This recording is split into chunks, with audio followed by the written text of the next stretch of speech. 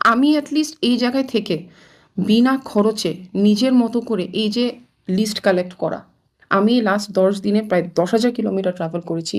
Sharjah, Dubai, Abu Dhabi, Fujairah, even people from Al Ain, Chittagong, Bangladesh সবাই আমাকে phone দিচ্ছে এবং এরা জানে না এটা কোথায়। নিয়োগ পাওয়ার পর ৫৭ প্রবাসীর মুক্তির জন্য সংযুক্ত আরব আমিরাতে গিয়ে কাজ শুরু করেছেন আইনজীবী ইলোরা আফরিন। তিনি জানিয়েছেন, সাজাপ্রাপ্তদের জন্য বাংলাদেশের পক্ষ থেকে আপিল করতে মাত্র 2 দিন সময় রয়েছে। এছাড়া নানা আইনি জটিলতা থাকায় সরকারকে এগিয়ে আসার আহ্বান জানান তিনি। মানে অথরিটিস ইনভলভ, বিকজ এটা ইউএই ল, মোনার্কিয়াল, এখানে আপনি আইন অনেক স্ট্রিক্ট।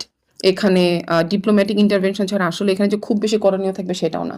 যারা ভিকটিম, যারা এফোর্ড করতেও পারে অ্যাপিলটা, তাদেরকে তো অ্যাটলিস্ট ওয়্যার অ্যাবাউটটা জানতে হবে যে কোথায় আছে বা কি অ্যাপিল করবে, কিভাবে অ্যাপিল করবে। কারণ এই সময় যত বাড়বে দিন, আমার মনে হচ্ছে জিনিসগুলো অনেক কমপ্লেক্স হয়ে যাবে। সো সরকারের কাছ থেকে আমার আবদার থাকবে যে যথাযথ কর্তৃপক্ষ যেন অবশ্যই এখানে ফরেন মিনিস্ট্রি হোক, আমাদের মাননীয় অ্যাডভাইজার, ওনারা যদি এখানে ডিপ্লোম্যাটিক কানেকশনটা ইউজ করে যদি এটার একটা নেগোসিয়েশন আসতে পারে, আমার মনে হয় অনেক অনেক ইজি হবে সবার জন্য। এবং যারা এতদিন ধরে, আজ প্রায় 1 মাস ধরে জেলে কাস্টাডিতে, এরা জানে না কোথায় কি করবে, কিভাবে করবে। কিন্তু সমাবেশ ও র্যালি করার অপরাধে সংযুক্ত আরব আমিরাতে প্রবাসীদের আটকের পর তাদের মুক্তিতে সহায়তা করা হবে না বলে জানিয়েছিলেন দুবাইয়ে নিযুক্ত কনসাল জেনারেল। যারা সাজাপ্রাপ্ত হয়েছে তারা এই দেশের আইনে সাজাপ্রাপ্ত হয়েছে।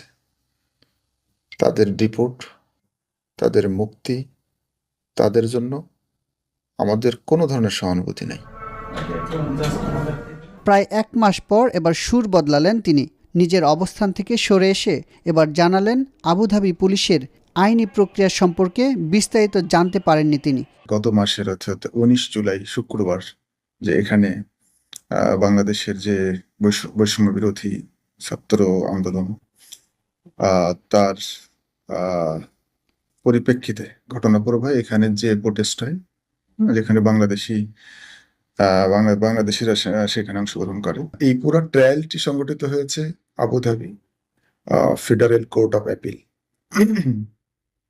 যেটি আপনাদের বলে রাখি এটি আমরা দুবাই মিশন, আমাদের যে জুরিডিকশন দুবাই উত্তর আমিরাত।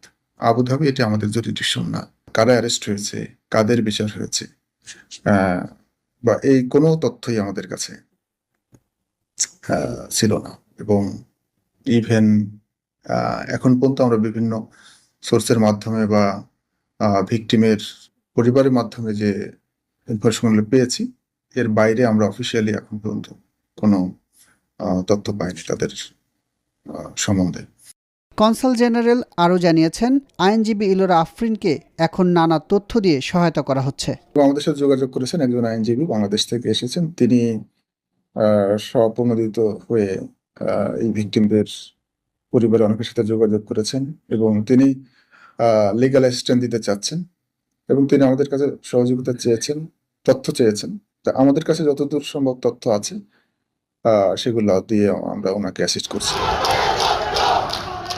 বাংলাদেশের রাষ্ট্রদূত জানিয়েছেন, আটক ৫৭ প্রবাসীর মুক্তির প্রক্রিয়ায় সর্বাত্মক চেষ্টা চলছে। 22 জুলাই থেকে আমরা কাজ করে যাচ্ছি, যেদিন থেকে হচ্ছে দেশের প্রসেস। এদেশে বাংলাদেশের মতো যে বাংলাদেশের যে অ্যাংলো স্যাক্সন ল, যেটি ব্রিটিশ ল, কমন ল, এটি না।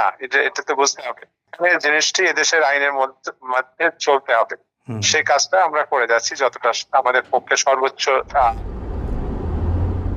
তবে প্রবাসে অবস্থানরত সচেতন ব্যক্তিরা মনে করেন, আটক প্রবাসীদের মুক্তির জন্য কূটনৈতিকভাবে সমাধানের চেষ্টা চালানো উচিত। কারণ দীর্ঘদিনের বন্ধুত্বপূর্ণ সম্পর্কই এক্ষেত্রে সবচেয়ে বড় ভূমিকা রাখবে।